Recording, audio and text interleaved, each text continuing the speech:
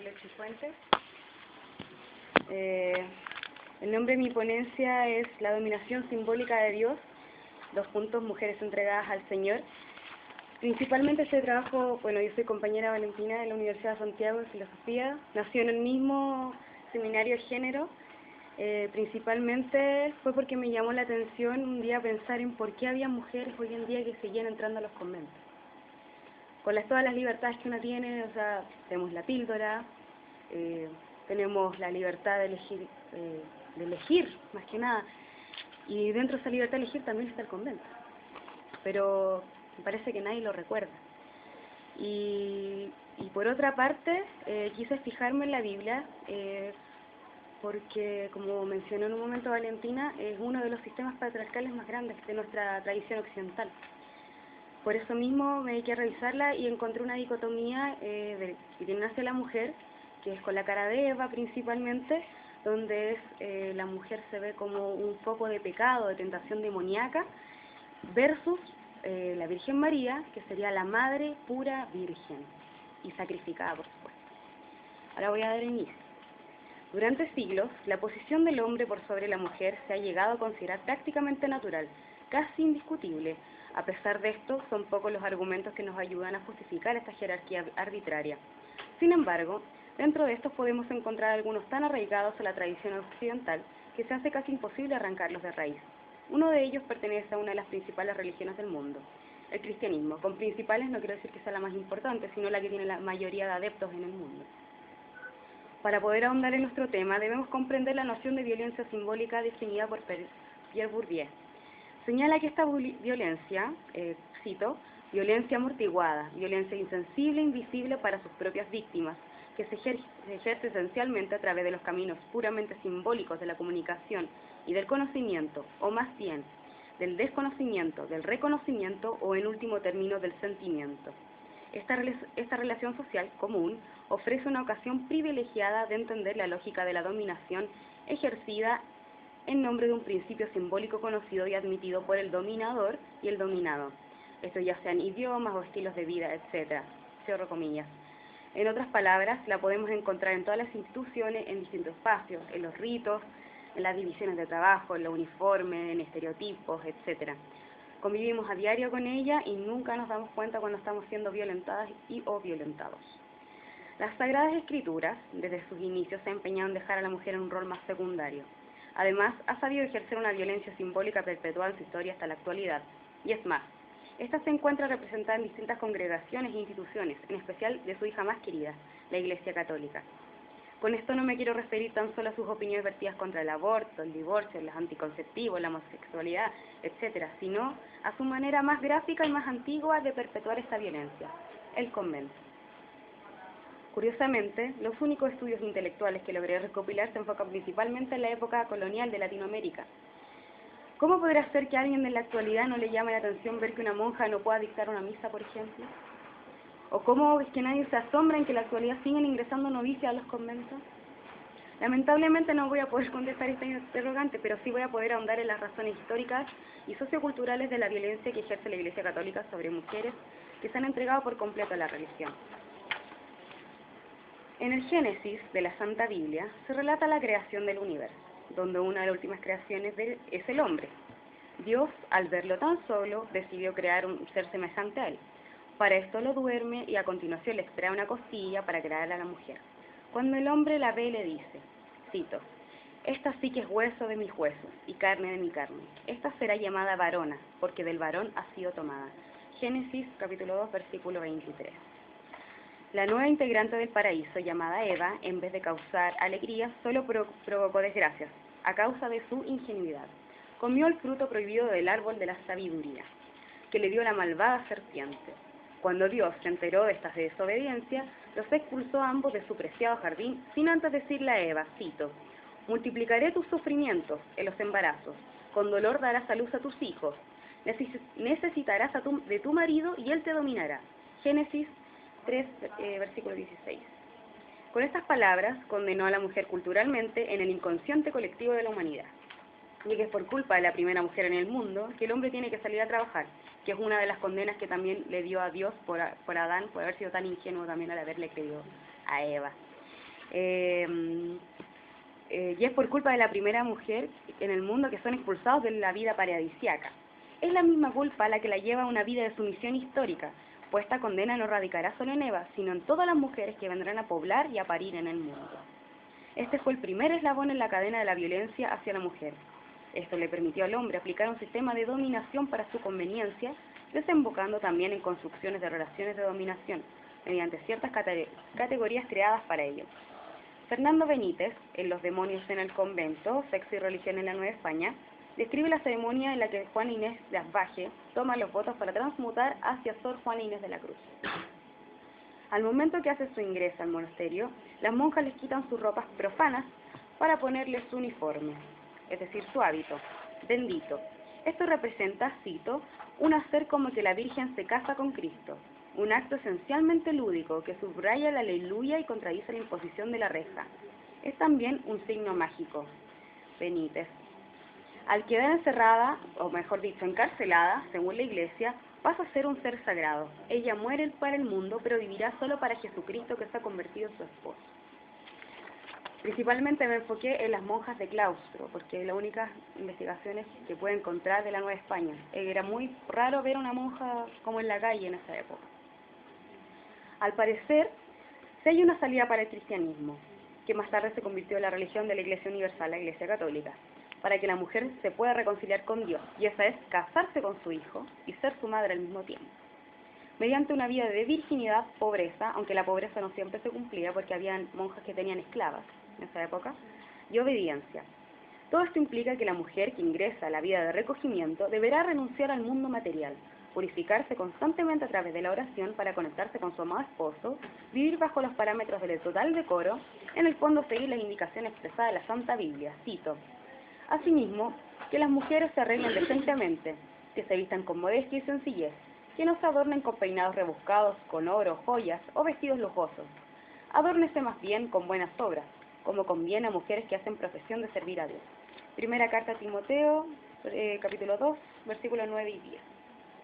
Esto implica un cierre a sí mismas frente al mundo y frente a ellas mismas. Su yo queda sesgado bajo los alegos de la vida santa, intentando adaptar y contener todas las sensaciones del cuerpo que pudiesen resultar sin querer ser impúdicas. El temor de llegar a violar las reglas de su marido podía causarles grandes penas y grandes autocastigos. Entre paréntesis, la autoflagelación era muy común en la época colonial, practicada por beatas y por religiosos. Era común que cometieran pecados que podían ser una mera estupidez para cualquier mortal, pero para ellas corría un riesgo terrible, tanto con su confesor como con Dios. Pero como son seres extraordinarios de la familia de la humanidad, siempre había una forma de arrancar a sus necesidades de mortal. Algunos de algunos pecados mortales podía ser asomarse a la calle, o que un hombre desde la calle las viera, porque ellas son focos de tentación por el hecho de ser mujeres, o simplemente era razón de excomulgación si una religiosa salía a cerrar la puerta. Ahora ellas eran propiedad de Dios y la Iglesia. ¿En qué se diferenciarán de la vida monástica de los frailes, curas y sacerdotes? Porque es de conocimiento público que ellos realizan casi los mismos votos, aunque, como vuelvo a reiterar, que no se cumple todo el voto de pobreza. En primer lugar, las monjas y novicias no son confesadas por una de ellas, ni siquiera por su madre superiora o la vicaria, sino que esta acción la realiza algún sacerdote, no necesariamente ha de ser un cardenal o un arzobispo. Tampoco pueden dictar misa, menos aparecerse en la capilla o iglesia, a no ser que sea la de su convento. Recordemos que en la Nueva España y en las distintas colonias las monjas aún no se hacían cargo de escuelas. Esta también era labor de los religiosos. Entonces, ¿qué hacían las monjas? Se preocupaban de los quehaceres del convento, diversos retiros espirituales de varios días, horas y horas dedicadas a la oración. Tenían algunas horas libres que la mayoría dedicaba a contestar cartas, otras tenían el privilegio de recibir visitas, algunas como Sor Juana Inés de la Cruz, la dedicaban al estudio y a la escritura. En sí, la rutina de la religiosa se desenvolvía puertas adentro, y el de los sacerdotes, curas y frailes ante la sociedad. Esto se puede deber a ciertas categorías de dominación que tienen que ver con dicotomías, por ejemplo, el activo, pasivo, arriba, abajo, siendo cada uno de estos términos correspondientes uno al hombre y el otro a la mujer, donde la mujer en esta ocasión adquiere los términos pasivo y abajo. En la dominación masculina, el autor especifica, cito, corresponde a los hombres situados en el campo del exterior, del oficial, de lo público, del derecho, Por el contrario, a las mujeres, al estar situadas en el campo del interno, de lo húmedo, de abajo, de la curva y de lo continuo, se les adjudican todos los trabajos domésticos, es decir, privados y ocultos, burgués. Una parte crucial de su diario vivir era la confesión. La confesión podía ser el momento más trágico para alguien que pertenecía a alguna institución religiosa, ya que representaba una especie de juicio divino en vida. Lo esencial era confesarlo todo, pensamientos, ideas, experiencias y en especial los sueños, pues ellos, el mismísimo demonio, podía presentarse mediante sueños eróticos, donde la carne pide a gritos ser liberada del deseo negado. Este poder que ejercían los clérigos sobre la gente se acrecentaba aún más cuando se trataba de alguna novicia o sorda. Eso tiene que ver directamente con el afán de la época colonial por buscar el diablo, donde fuera y ganarle, quedando así como un héroe frente al Señor. Y de esta forma asegurar mejor su habitación en el cielo. Sin embargo, la confesión me deja una sensación extraña, pues Benítez y Foucault en sus obras señalan que lo intensas que eran aquellas confesiones. Querían detalles de todo. ¿Qué soñó? ¿Con quién? ¿Qué hizo aquella con ella persona? ¿La tocó? ¿Dónde la tocó? ¿Por qué la tocó? Cuando despertó se tocó sus partes sucias, la vagina, los pechos. Bueno, eso principalmente porque las partes bajas y las partes vergonzosas existían pero debían ocultarse y no ser vistas, ni mucho menos tocadas o penetradas. El mismo Bello hablaba del animal, de una bestialidad impura que contradecía los impulsos superiores del alma. Esta es una cita de Benítez. Y ahora voy a citar a Foucault sobre la misma confesión. La pastoral cristiana buscaba producir efectos específicos sobre el deseo, por el solo hecho de ponerlo íntegra y aplicadamente en discurso. Efectos de dominio y desapego, sin duda, pero también efectos de conversión espiritual, de retorno hacia Dios. Efecto físico de bienaventurado dolor al sentir en el cuerpo las dentelladas de la tentación y el amor que se le resiste. Al final es como que el juego de la confesión y del pecado, para la gente que se cae a la vida santa, terminaba siendo un juego, porque ellos trataban de no pecar, pero sin embargo, sin querer, siempre había una rayita ahí. La dicotomía de la mujer demoníaca y tentación, y versus la mujer madre virginal, creada por el cristianismo, los condujo en obsesión por el cuerpo de la mujer. Si existían señoritas que se entregaban a esta vida llena de sacrificios, no iban a permitir que no cumplieran con ellos, por esto mismo había que vigilarla en todo instante y asegurarse que su sexualidad era tan anulada como la de ellos, es decir, la de los curas. La represión de la sexualidad es una de las mayores violaciones que se producen, pues el solo hecho de hacerles llevar un hábito pesado que solo deja ver el rostro, enclaustrarlas, y a esto se le agrega no mirarlas a la cara, porque hay muchos clérigos que no odiaban a las mujeres, porque Eva había tenido la culpa, y las mujeres eran un poco de tentación, por las curvas y todo el tema, entonces ellos, para no pecar, en ningún sentido, no las miraban a la cara.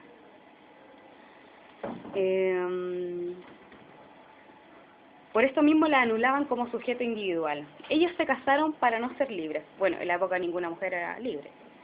Se casaron para ser encarceladas. ¿Y por qué se casaron? Porque el matrimonio tiene una posición social y la mayoría de las mujeres ingresadas al convento necesitaban de esa posición, ya sea para escapar de la pobreza, de la prostitución, de la soledad, de la misma soltería, o como Juan Inés de la Cruz, para poder escribir con tranquilidad, a pesar de que no pudiese ser así, porque había Núñez estaba ahí todo el rato con ella. La negación de su propio cuerpo desembocó en distintos métodos de castigo y uno de ellos es la autoflagelación, método utilizado más de lo usual. Mientras más lastimaban su cuerpo impúdico de mujer, foco tentación por el cual Adán cayó ante Eva, más sentían de que alguna u otra forma su Señor las perdonaría. Cito a Benítez: el cuerpo era algo bestial y debía ser necesario castigarlo, reprimirlo sin cesar. Sin embargo, a través de esta misma técnica de castigo divino y pago de pecados en vida, podían llegar a un éxtasis jamás pensado, donde podían liberar parte de su líbido encarcelada, pues esta violencia física hacia sí misma las llevaba a un estado animal embrutecido. Cegadas de violencia, se golpeaban cada vez más fuerte al unísono a sus gritos desgarradores pidiendo perdón, sin pensar que en algún momento llegarían a un éxtasis que algunos llaman orgasmo. Pero esto no significa que violen sus votos, al contrario, solo los burlan un poco para tranquilizar el deseo dentro de sí. Ya sabemos que Eva representa la causa de esta dominación simbólica sobre el género femenino, dominación que es recordada incluso en el Último Testamento. La mujer debe estar sosegada y escuchar las instrucciones con atenta sumisión. No permito que la mujer enseñe ni quiera mandar a su marido, sino que se quede tranquila, porque Adán fue formado primero y después Eva. No fue Adán el que se dejó engañar, sino la mujer que engañada llegó a desobedecer. Sin embargo, la maternidad la salvará, con tal que lleve una vida santa y ordenada en la fe y en el amor. Primera carta a Timoteo, capítulo 2, versículo del 11 al 15. Mujeres, encontramos nuestra salvación. Hay que engendrar hijos para salvarnos de las llamas del infierno. La mujer podrá ser alguien si es mamá. Esta moral femenina es posible verla hasta hoy en día. Aún para muchos es súper chocante saber que una mujer no quiere tener hijos. Además, la figura de la mujer encerrada en el concepto de fecundidad ha sido venerada por distintas culturas desde la antigüedad. La madre más venerada por la Iglesia Católica es María la Virgen. Esta muchacha nazarena recibió una sorpresiva noticia por parte de un ángel en su propia casa, que le dijo: «Alégrate tú, la amada y la favorecida». Lucas, capítulo 1, versículo 28. Después de este saludo, el ángel le cuenta que quedará embarazada y que este hijo deberá llamarlo Jesús. Ella queda muy extrañada debido a que no tenía relaciones sexuales, a lo que el ángel le contestó: «El Espíritu Santo descenderá sobre ti y el poder del Altísimo te cubrirá con su sombra». O sea, como que Dios te va a tirar el pene, una cosa así. María acepta este desafío junto a su futuro marido José, quien también fue visitado por un ángel para explicarle que Dios la había elegido para que trajera a su hijo. Juntos se emprende una vida llena de sacrificios por y con el niño Jesús. Los hombres que se entregaban a la vida monástica, al igual que las beatas, se casaban, pero con la Virgen. Según Benítez, Antonio Núñez, el clérigo que molestaba a Sor Juana Inés de la Cruz, amaba tanto a la Virgen que lloraba con solo mirarla y sostenía con ellos prolongados coloquios amorosos. Por la poesía mística, más que nada. Para la mayoría, la única mujer buena en el mundo había sido la madre del niño Jesús. Lo que me parece curioso es que ella fecundó por obra y gracia del Espíritu Santo, término que en toda la Biblia no sale especificado con claridad a qué se refiere con Espíritu Santo. En la mitología griega, si un dios quería embarazar a una mujer de la tierra, se hacía pasar por su marido o por algún otro personaje para que la chica en cuestión cayera sin sospecha, aunque habían casos que los mismos dioses las enamoraban tal cual y el coito se nombraba sin ningún problema. ¿Por qué será que en el cristianismo cuando Dios embaraza a una mujer lo hace prácticamente por arte de magia? Porque Dios no es hombre, no se sabe bien qué es, ni cómo es, a pesar de que según la religión fuimos hechos a su imagen y semejanza. A diferencia de los dioses griegos, Dios es considerado como un ser misericordioso, bueno y perfecto, y en esa perfección no hay rasgos humanos, a pesar de que sí lo encontramos cuando desata su ira en el Antiguo Testamento. Y el coito en sí es un rasgo netamente terrenal, y Dios, si quiere embarazar a una virgen, no puede quitarle su estado de virgen, pues porque es el estado más puro que podemos encontrar en el ser humano. Recordemos que para la religión todo lo que tenga que ver con el sexo es sucio, porque el sexo es netamente un placer de la carne. Ahora bien, si la mujer solo se puede salvar siendo madre y las beatas deben conservar el celibato, ¿cómo se salvarán entonces? Sencillo. En algún momento mencioné que las novicias se casaban con su hijo y al mismo tiempo eran su madre. De esta forma pueden cumplir con el estereotipo que Dios desea, la pureza virginal y la maternidad. En el convento, cito, abundaban las esculturas del niño Dios, lo cual establecía nuevas ficciones alucinantes. Las monjas eran esposas de un Cristo adulto y madres de ese mismo Cristo cuando era niño. Benítez. Según cuenta el autor, jugaban a ser madres, cambiándole los pañales, vistiéndolo con nuevas ropas, a una figura claramente de yeso, una estatuilla.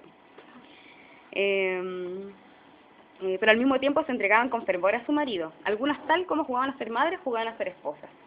Si lo pensamos detenidamente, es una relación un tanto edípica, pues crían a un hijo para que sea su marido en teoría, y muchas de ellas de verdad lo creían. Las monjas son las nuevas vestales de un dios que nació de una virgen. Las vestales son unas sacerdotisas de Vesta, una diosa griega. Algunas de ellas le entregaban todo su amor mediante la escritura, llegando al éxtasis por medio de sus versos personales, los que lograban hacer una conexión mística y amorosa con Dios. En la experiencia mística, el individuo emerge de la nada buscando al otro en un diálogo, siendo esto un diálogo angelical. Navarrete, 2004.